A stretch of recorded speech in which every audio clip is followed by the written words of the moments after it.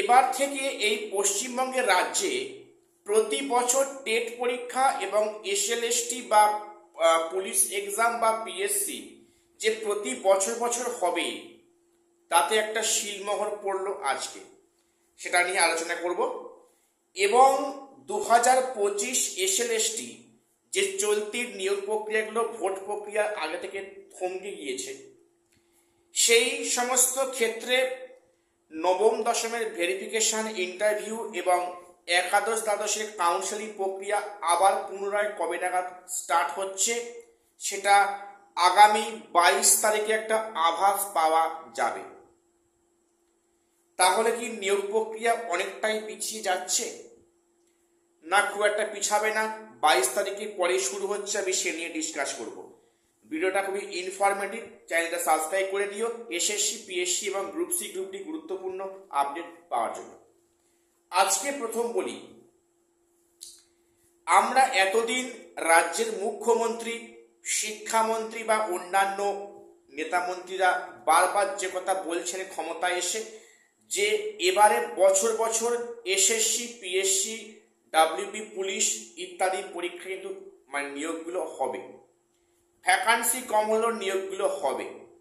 দেখো, আমরা তো সবাই এটাই চাই যে প্রতি বছর যাতে করে পরীক্ষাগুলো হোক, তাতে ভ্যাকান্সি কম হয়, কম হোক, একটা রেগুলারিটি মেনটেন করা হোক, যেটা একসময় আগে হতো।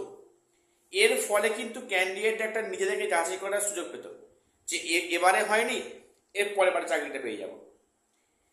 এবং একটা পড়াশোনার একটা স্রোত থাকবে, রেয়াজ থাকবে, সেটা হওয়া উচিত।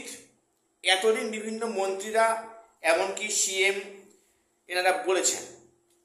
তো আজকের পশ্চিমবঙ্গের রাজ্যপাল উনি পরিষ্কার ভাষায় বললেন যে প্রতি বছর বছর কম্পিটিটিভ পরীক্ষা বা টেট পরীক্ষা কিন্তু হবে, প্রতি বছর বছর টেট এক্সাম হবে। রাজ্যপাল এ কথা যখন বলেছেন, অবশ্যই কিন্তু এবারে রাজ্যে প্রতি বছর এসএসসি টেট পরীক্ষা কিন্তু হবে। দেখো, এনসিটি রুলসে কিন্তু পরিষ্কার বলা আছে যে বছরে কিন্তু দুবার করে টেট পরীক্ষা নিতে হবে, সেখানে ইন সার্ভিস, সেখানে ফ্রেশার্সরা বসতে পারবে। তবে এবারে এই পশ্চিমবঙ্গের মতো রাজ্যে যে প্রতি বছর টেট পরীক্ষা হবে এ বিষয়ে কোনো সন্দেহ নেই, তাতে প্রায় রাজ্যপাল কিন্তু শিলমোহর পড়ে গিয়েছে, এক প্রকার প্রায় নিশ্চিত।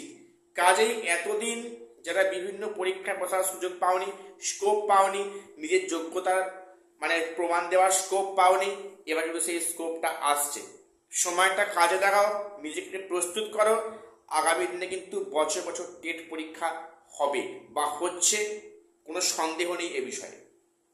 এইবারে যেটা বলবো, চলতি নিয়োগ প্রক্রিয়া আমি এর আগে বহুবার বলেছি, আমি আজকেও বলছি, তবে সেখানে কিছু কথা অ্যাড করা হয়েছে আজকে, যে চলতি নিয়োগ প্রক্রিয়া অর্থাৎ নবম দশমের যে 3টে সাবজেক্ট এখনো ভেরিফাইয়ের কাজ বাকি আছে, ইংলিশ, ফিজিক্স এবং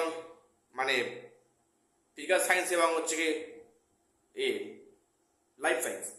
লাইফ সায়েন্স, ফিজিক্যাল সায়েন্স এবং ইংলিশ, 3টে সাবজেক্ট যে এখনো ভেরিফিকেশনের প্রক্রিয়া বাকি আছে। এবং 9-10 কিন্তু এখনো সব সাবজেক্টের ইন্টারভিউ কাজ শুরু হয়নি, বাকি আছে। এবং একাদশ দ্বাদশে কিন্তু এখনো ম্যাক্সিমাম কিছু সাবজেক্টে এখনো কাউন্সেলিং বাকি আছে। এই সমস্ত প্রক্রিয়া কবে শুরু হবে এখনো কোনো অথেন্টিক কোনো নিউজ পাওয়া যায়নি, সবটাই কিন্তু অনুমান ভিত্তিক এবং সেটা একটা পার্সপেক্টিভ ভিত্তিক।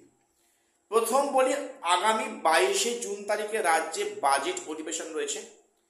সেখানে বাজেট অধিবেশনের দিন কিন্তু পরিষ্কার হবে যে নিয়োগ প্রক্রিয়াগুলো কবে থেকে শুরু হচ্ছে,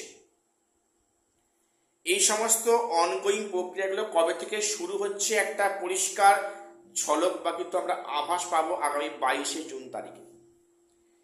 তো সেখানে একাধিক কারণে কিন্তু এই নিয়োগ প্রক্রিয়াগুলো ডিলে হচ্ছে বা দেরি হচ্ছে, আমি এ নিয়ে ডিসকাস করেছি আগে।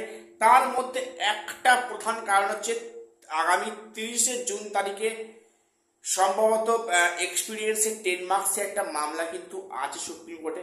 সেই মামলার নিষ্পত্তি হবে কিনা বলতে পারবো না, তবে এখানে রাজ্যের একটা ইতিবাচক ভূমিকা থাকবে। আগের কিন্তু সরকার বিভিন্ন ক্ষেত্রে মানে কেস কামারি করে লেনদেন করতে বিষয়টা, সেক্ষেত্রে দেখলাম যে বিগত কয়েকটা মামলা কিন্তু রাজ্য সরকার মানে লড়াইটাকে প্রত্যাহার করে নিচ্ছে। এক্ষেত্রে এক্সপিরিয়েন্সের 10 মার্ক যে আগামী সম্ভবত 30 জুন তারিখে আছে শুনানি, সেক্ষেত্রে রাজ্য সরকার কি ভূমিকা নেবে, কেসটি উইথড্র করবে,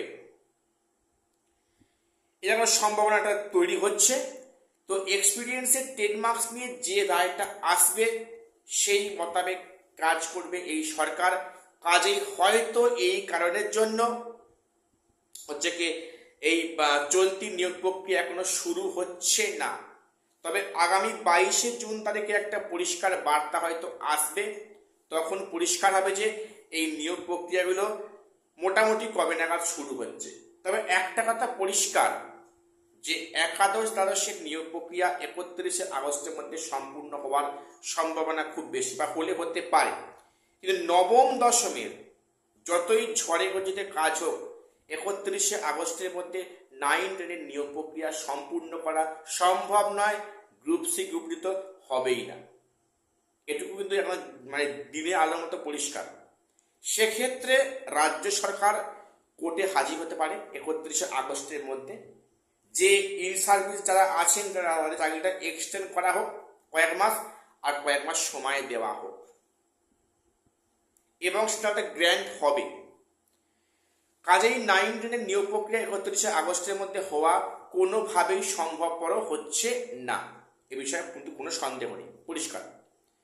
তো মোটামুটি 30 জুনের পর থেকে কিন্তু যে কোনো সময় যে কোনো আপডেট অবশ্যই আসবে, তোমরা প্রস্তুত থেকো। এবং সম্ভবত জুলাই মাস থেকে কিন্তু ফুল দমে পুরো দমে কিন্তু অনগোয়িং প্রক্রিয়াগুলো শুরু হবে, ইন হবে। এইবারে যেটা প্রশ্ন যে এক্সপিরিয়েন্সের 10 মার্কস, অনেকে বলছো যে এক্সপিরিয়েন্সের 10 মার্কস কি আদৌ ইন্টারভিউ আগেই অ্যাড হবে? সেখানে রাজ্য সরকার যদি তাদের কেসটা প্রত্যাহার করে তাহলে কি রায় আসতে পারে সুপ্রিম কোর্ট থেকে? দেখো, সেটা কোর্টের বিষয়, সে বিষয়ে আগাম বলাটা খুব টাফ। তবে অবশ্যই যদি সরকার পক্ষ ইতিবাচক পদক্ষেপ নেয় বা সরকার পক্ষ যদি কেস প্রত্যাহার করে, সেক্ষেত্রে ভালো কিছু এলেও আসতে পারে। তবে একটা বিষয় বলে রাখি, এই সরকার এই চলতি নিয়োগ প্রক্রিয়া নিয়ে যেটাই করতে যাবে সেখানেই সরকারের মুখ পুড়বে। কারণ যদি সেখানে এক্সপিরিয়েন্সের মার্কস যদি সেখানে মামলা প্রত্যাহার করে, তাহলে হয়তো কিন্তু সেখানে ইন সার্ভিসে মানে খুবই মুখে পড়বে এই সরকার। কাজেই চলতি নিয়োগ প্রক্রিয়া নিয়ে যাহাই করবে সেটাই কিন্তু সরকারের মুখ পুড়বে। সরকার চাইছে কি যে এটা কোর্টের নির্দেশে কাজটা হোক, কোর্ট যেমন বলবে তেমন রাজ্য সরকার মানবে। তো যাই হোক, আগামী 22 জুন আমাদের প্রত্যেকের নজর থাকবে। সবাই চ্যানেলটা সাবস্ক্রাইব করে দিও বিভিন্ন গুরুত্বপূর্ণ খবরাখবর বা আপডেট পাওয়ার জন্য। আর শেষ করলাম, দেখা হচ্ছে পরের ভিডিওতে।